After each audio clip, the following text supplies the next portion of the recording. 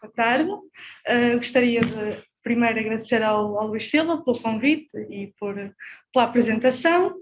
O título desta comunicação é Areias Jaboadiças e Vulnerabilidade das Comunidades Costeiras do Noroeste Português na Época Moderna, e em que se procura verificar como é que foram afetadas as comunidades deste território pela elevada deposição de areias transportadas pelo vento e que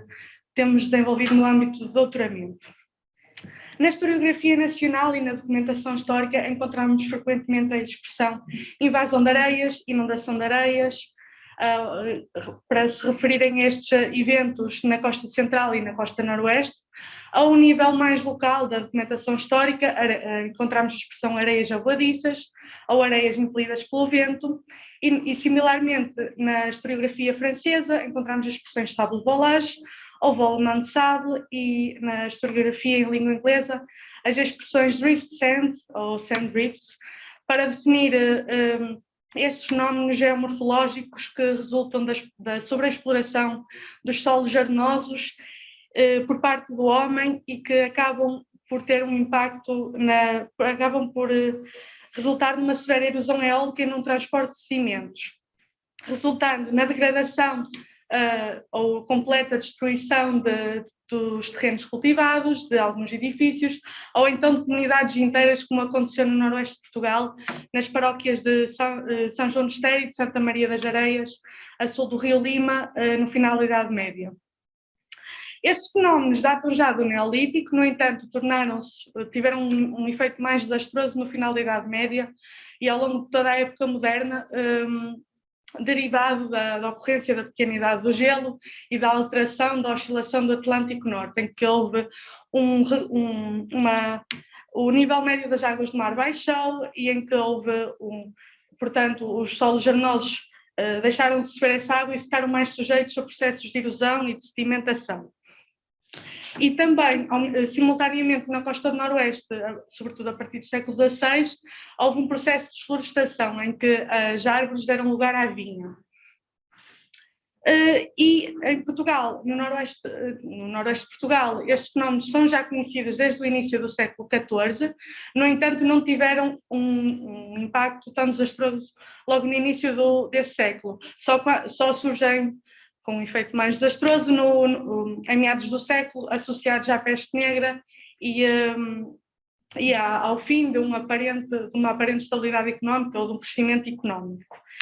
No entanto, estes processos parecem diminuir já no final do século XVIII, por via da florestação, mas na maioria dos casos só acontece efetivamente no final do século XIX e no início do século XX. Nesta comunicação selecionamos como observatório o noroeste de Portugal, porque também já sabíamos daqueles casos que mencionámos anteriormente e porque também a partir da década de 1980 foram publicados bastante dados por parte da geomorfologia, obtidos, por exemplo, através de sondagens ou da luminescência opticamente estimulada. No entanto, estes dados não estão ainda mais solidificados por parte da história. E estas areias jaboadiças tiveram um grande impacto nas comunidades e na própria paisagem, cujos vestígios são ainda hoje visíveis. Por exemplo, nesta paisagem sobre a foz do Rio Lima e a margem sul deste rio. Por exemplo, com as ínsuas que se formaram neste rio, os cabedelos na margem sul das barras dos grandes rios do Noroeste. Ou então são ainda visíveis os locais onde existiam estas localidades, que foram extintas no final da Idade Média, e ainda, por exemplo, as dunas que se encontram até 4 ou 5 quilómetros distantes do mar e que aparentemente não são dunas, mas que hoje estão cobertas pela vegetação que foi semeada há 1 ou 2 séculos. E também são ainda visíveis as intervenções portuárias que foram levadas a cabo desde a segunda metade do século XVI e que procuraram minimizar ou solucionar o assoreamento que estes próprios movimentos de areias provocavam. Existem várias fontes que podem ser consultadas para o estudo destas invasões de areia, sobretudo fontes com um caráter mais local ou uma perspectiva mais micro, porque em Portugal muito tardiamente o Estado se apropriou e governou de facto estas áreas costeiras. Nesta comunicação consultamos as descrições geográficas históricas do noroeste de Portugal, estas são apenas alguns exemplos e foram elaboradas durante a Idade Média, se bem que aquelas que nós consultámos são maioritariamente produzidas ao longo do século XVIII. E que se iniciam, sobretudo, a partir da coreografia do Padre Carvalho da Costa e que depois, posteriormente, serão promovidas pela Academia Real da História ou então pelo Padre Luís Cardoso e os vários pseudónimos que vai adotando. Consultamos também as Memórias Paroquiais de 1758, que também adotam a estrutura destas mesmas coreografias e que também onde esteve envolvido o próprio Padre Carvalho, o Padre Luís Cardoso. E que, como refere Helena Oswald, estes inquéritos de 1758 proporcionam imensas informações a este estudo. Consultamos também, relativamente ao final do século XVIII e inícios do século XIX, descrições produzidas por militares e por académicos ligados à Academia Real das Ciências, ou também descrições escritas por estrangeiros que visitaram Portugal com fins científicos e militares. E estas descrições dão-nos dados sobre a geomorfologia local, o clima e a atividade antrópica que permitem identificar estes fenómenos e verificar a sua intensidade e de que forma é que tiveram um impacto na economia e na sociedade e outras estratégias de resiliência e de adaptação a estes movimentos dunados. Quanto aos dados recolhidos, os autores referem diretamente à ocorrência destas areias avoadiças, em locais e sítios arenosos e que submergem as comunidades, e sobretudo para as margens sul do rio, dos rios Lima e do rio Cabo, das freguesias de Darque e de Fã. O que não é de estranhar, já que os sedimentos transportados pelas nortadas e pelas correntes do mar com direção norte-sul empurram os sedimentos para as embocaduras e para o sul das barras. Outras vezes estes dados não são referidos tão diretamente, refere-se apenas que na costa do Minho ou que na costa, com exceção da costa da Riba ou defendidas por pinhais e dos ventos nocivos, se encontram totalmente submersas.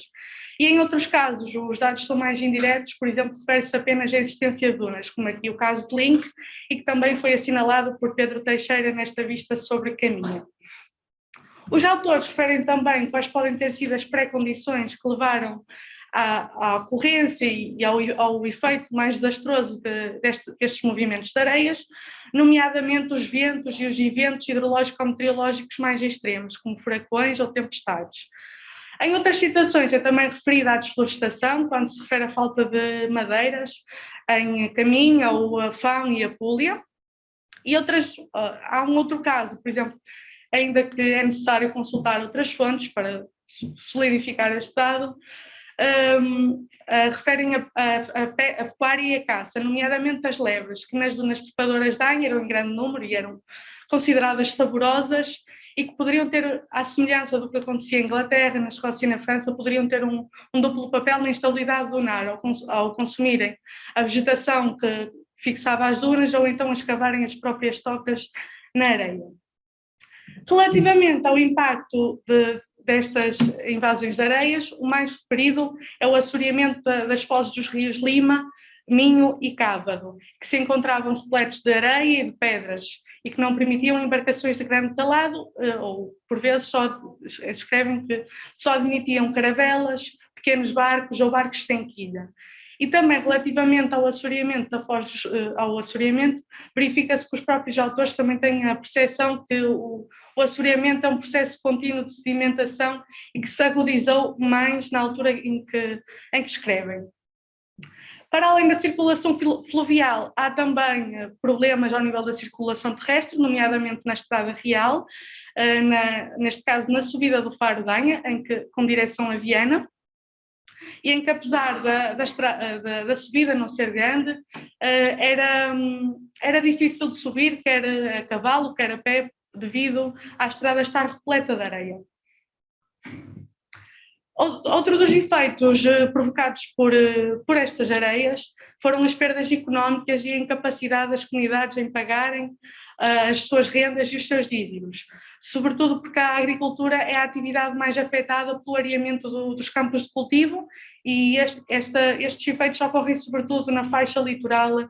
entre os rios Lima e Neiva, e as instituições mais afetadas são os beneditinos de São Romão de Neiva ou a própria Casa de Bragança. Relativamente ao mosteiro de São Romão de Neiva, em meados do século XVII, apenas parecem já só receber uma terça parte, relacionado também com questões dos comendatários, mas também porque os campos de cultivo estavam completamente cobertos de areia e não era possível semeá-los. Neste mesmo território, entre os rios Lima e Neiva, como refere a fonte, as areias consumiam as fazendas aos moradores e também a Casa de Bragança, porque a Casa de Bragança alugava muitas terras e os maninhos por um valor anual fixo. Para além disso, anteriormente ao século XVIII, estas submersões por areia parecem ter também destruído as marinhas de sal e foram responsáveis por o pároco de Santa Maria das Areias perder metade do seu rendimento. É também mencionada a destruição do património edificado. Muitas vezes na historiografia encontramos a degradação das igrejas paroquiais ou das fortificações junto ao mar. A partir destas descrições, apenas é referido o caso das fortificações situadas entre os rios Minho e Cávado, que tinham como objetivo defender este território e as populações dos corsários e dos piratas espanhóis e franceses, mas que por estarem rodeados de areia eram inúteis e poderiam até pôr em causa a soberania nacional caso se iniciasse uma guerra. E estas perdas económicas, com consequências para o bem-estar da população, parecem ter também levado a que estas populações procurassem locais mais abrigados, verificando-se assim alguns casos de migrações ou de uma redistribuição populacional. É, por exemplo, mencionado o caso de Santa Maria das Areias, em que a população, juntamente com o pároco, procurou um espaço mais interior, onde acabaram por construir a nova igreja paroquial e fundar a nova paróquia de São Sebastião de Arce, ou então mudaram-se para a freguesia vizinha de Santiago de Anho. Em 1758, o assoreamento da Barra de Esposende parece ser também a causa para a perda de quase metade da população e por não haver homens de negócio. No entanto, apesar destes efeitos nefastos, parece também haver uma espécie de subcultura de resiliência e uma capacidade de adaptação a estes efeitos mais nefastos, por exemplo, através do uso de estacadas e defesas de madeira que fixavam que evitavam que as areias viessem para espaços mais interiores ou então através da florestação que fixava os solos arenosos. Estas comunidades tinham também a consciência que estas estratégias lhes permitiam ser menos vulneráveis e por vezes não terem o mesmo infortúnio que algumas comunidades vizinhas, verificando-se assim que também poderia haver alguma desigualdade em termos de vulnerabilidade e resiliência regional. Por exemplo, na Apulia eram utilizadas sebes,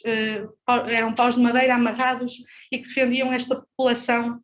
das areias. E na paróquia de Monserrate, na margem norte do rio Lima,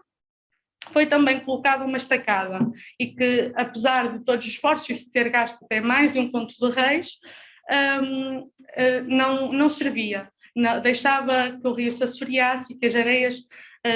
ocupassem o território da paróquia, verificando-se também que nem sempre estas estratégias eram bem sucedidas. Nestas descrições é elogiado o papel da floresta, nomeadamente dos pinhais, que serão até bastante publicitados e sobreusados já na segunda metade do século XIX. E, por exemplo, os párocos de Cristela e Moleda, em 1758, elogiam a presença do pinhal da Mata Nacional do Camarido, composta por pinheiros e sobreiros, e que era a responsável por defender as suas paróquias das areias. E também referem a mão pesada sobre quem colocasse em causa a conservação deste mesmo espaço. Em suma, e tendo em conta os dados recolhidos, sobretudo para o século XVIII, verifica-se que estas areias aveladiças tinham um grande impacto na vida económica e social das comunidades a sul do rio Minho, nos estuários do rio Lima e do rio Cávado e na faixa litoral entre os rios Lima e Neiva. E também estas próprias areias aveladiças foram responsáveis pelo assoreamento dos grandes rios do noroeste de Portugal e pela alteração e uma nova definição da linha de costa. Verifica-se também que estas comunidades do noroeste europeu enfrentavam os mesmos desafios semelhantes com outras da realidade do noroeste europeu, do Mar do Norte, e que Para além disso, e que, portanto, não serão só as questões as causas mais antrópicas que terão um papel no desencadeamento destas areias, mas também podem estar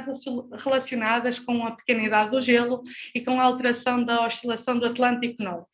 Para além disso, verificamos também que estas